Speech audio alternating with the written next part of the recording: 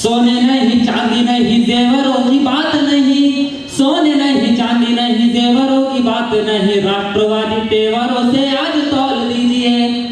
शाहरुख सलमान आमिर अजय नहीं, शाहरुख सलमान आमिर अजय नहीं, बच्चों में भगत के संस्कार घोल दीजिए।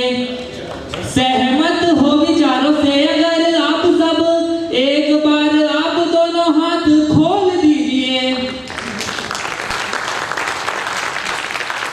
चंद्रशेखर आजाद बोलते हैं भगत सिंह को तुम जो कर रहे जा रहे हो गलत करने जा रहे हो, वो एक आत्मघाती हमला है, ऐसा तुमको नहीं करना चाहिए। लेकिन भगत सिंह जी नहीं मानते हैं, वो बोलते हैं मैं ऐसा करूंगा। उसके पीछे कारण क्या रहता है मैं कल्पना करने की कोशिश किया हूँ। कौन क्या रहता है?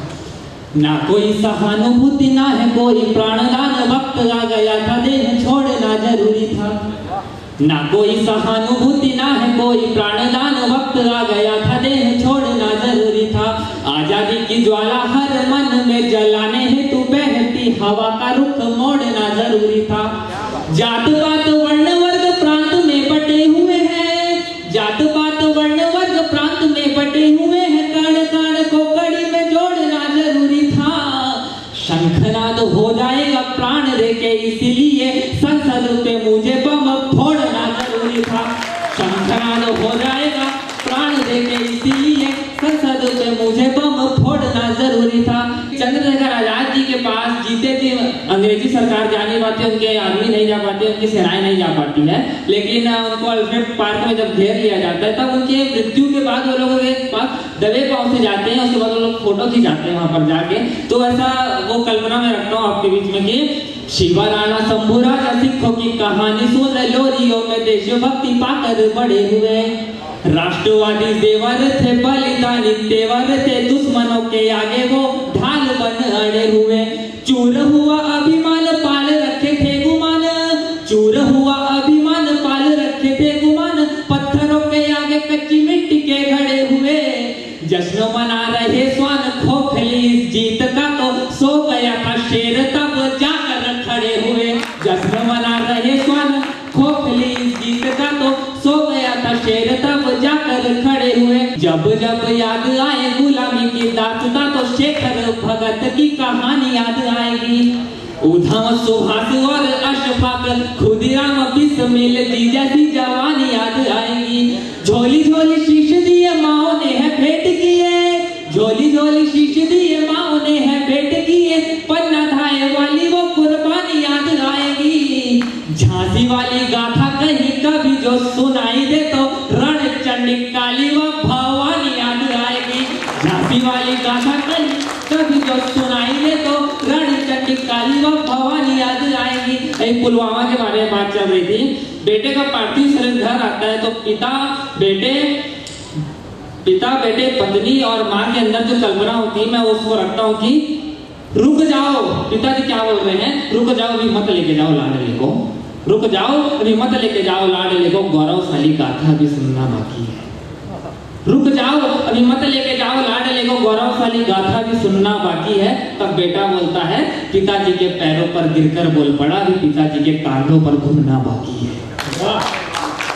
पिताजी के पैरों पर गिरकर बोल पड़ा, अभी पिताजी के कांधों पर घूमना बाकी है। पत्नी बोलती है जी भर के देखने दो वीर मेरे प्राणनाथ, जी भर के देखने दो वीर मेरे प्राणनाथ, भाल का सिंदूर लाल अभी धुलना बाकी है।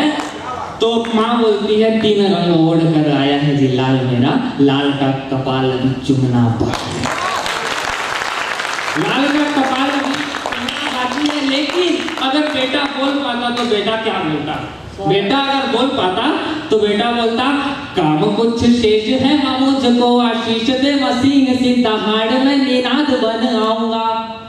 फूक कर जा रहा हूँ 5 जन्य फिलहाल, फूक कर जा रहा हूँ 5 जन्य फिलहाल, पाठ का मैं फिर शंखनाद बन आऊंगा। इंकलाब जिंदाबाद कह के शहीद हुए, इंकलाब जिंदाबाद कह के शहीद हुए, राजगुरु भगत आजाद बन आऊंगा।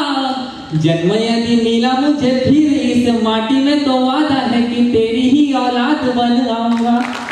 जन्म यदि मिला मुझे फिर इस माटी में, तो वादा है कि तेरी ही औलाद बन आऊंगा। कीमत चुकाई है जो लाडलों के खून से, तो जाफर बहादुर के दाम को प्रणाम है।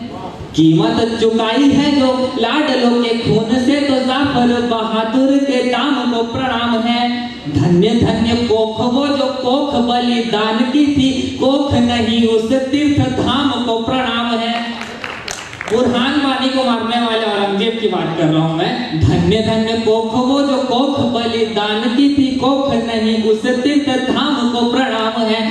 भारत की शान है जो अद्भुत विज्ञान है, जो भारत की शान है जो अद्भुत विज्ञान है, जो पोखरण नायक के काम को प्रणाम है। पोखरण नायक के काम को प्रणाम है। हिंदू या मुसलमान के प्रणेता महान बने, घुंघराले बाल के कलाम को प्रणाम